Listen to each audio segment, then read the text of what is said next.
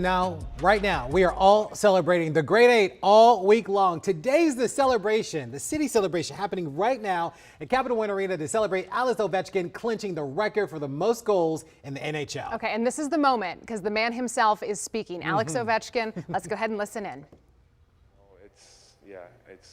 It's history, man. So we've got a few questions for you. I promise you, Alex, this is the last interview about the Great Chase. I promise you.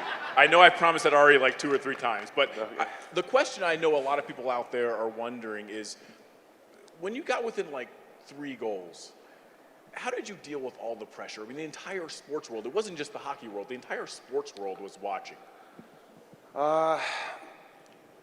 Of course, you start thinking about like when it gets closer and closer, but beginning of the year, like you guys just killing me on this question. That's what we do, Alex. Yeah, thank you.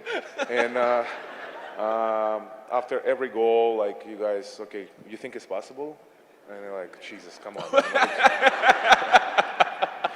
Let me breathe something, you know? Like, Yeah. But, and you are like, again, in the locker room, like, we never talk about it, right?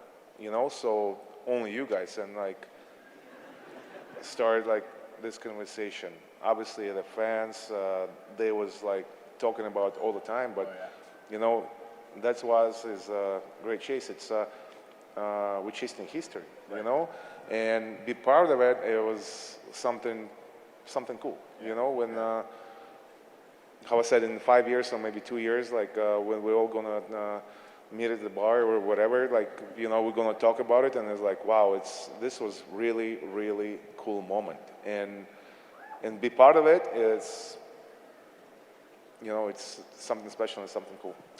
Just got one more for you. People ask me all the time, when did you first think that Alex could do this? And I remember it very clearly. It was when you scored 700 in New Jersey. I was on the train ride home after the game. Yeah, you told me that. Yeah. And I was thinking to myself, I started doing the math. I was like, okay, here's how old he is. Here's how many goals he averages. Am I old?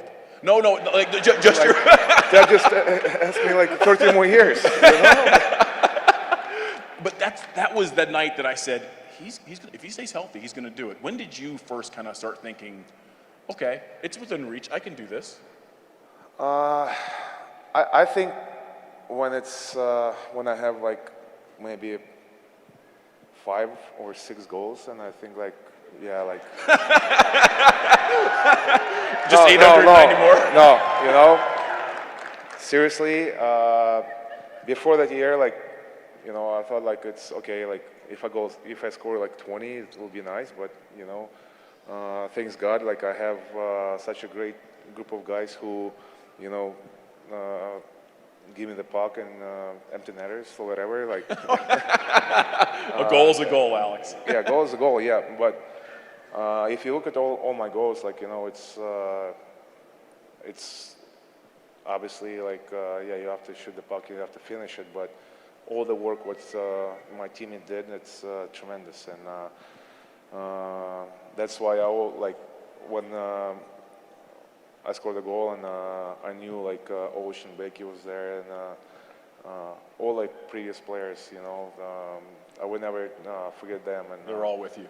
They're all with me, and this is a moment when, you know, of course it's Alex Ovechkin #1, but without all the boys, all the support what I have from them, sure, it would never happen, and that's why I said Ted today, like, Nicky, I love you. I said, no, I love him more. 279 assists. Yep. I have something. So when you see Joe Beninati all the time, he calls you Super Freak and you call him Super Freak, and they go back and forth. But the very first time I ever saw you play was your rookie year, and you gave me a stick after the game. I was with my Can I have it back? For that gold stick you got last night, we'll trade. So, but I saw you play in person for the first time. I'd already seen your first game, and I thought, oh my God, what the hell is this? And then that night I said, this guy is a super freak. It's been amazing to see how you've played. You're so different from any player that ever played the game. And we're all super fans. TJ, I can speak for him. For Nicky, I can speak for him. Dennis Maruk, Peter Bonder, the guys that are here. We're all huge hockey fans. You're one of a kind, and it's been so incredible to watch you grow. And that was a young, wild horse, and now you're this older horse, and you have your own little horses now. Yeah. And what does it mean to been able to do this? I'm sad that your father's not here to witness this, but somehow he is. But you to be the great family man that you are now, to fist bump your boys after you score goals, and to have them, and to have your beautiful wife and your mom. What has all of that meant for you as this 39-year-old hockey player now? Yeah, it's tremendous. How I said, You're gonna make him cry, Alan. Come on. No. I won't be crying. You know, like, You can cry. Yeah, it's tremendous feeling when you're growing up as a person, as a player, and when you have a family, you have kids, and they 6 and 4 right now. Yeah, soon it's going to be my youngest one is going to be 5. Wow. So yeah, time flies. Yeah, it does. And so to give them that moment for the future. Oh yeah. It doesn't matter like we lose or we win, but I knew like they're in the stands and they're sitting behind the glass. Thank you for my friends, by the way, to give that tickets. To remember this moment in the future, you know, because you never know what's going to happen, right? So to share that moment with them, this is the most important thing for me, for my heart. That was great. That was great. You want to bring up Nicky and Osh? Yeah, we got these other guys here that we need to get up here, and they've Yeah, meant seriously. so much to all of us. So I think we're going to have you guys sit over here. We're going to sit over here and have a little discussion. What do you want me to sit? Where you can sit wherever you want. It's your show. You're the boss. So we have the greatest centerman in the history of the Washington Capitals, Nicklas Backstrom.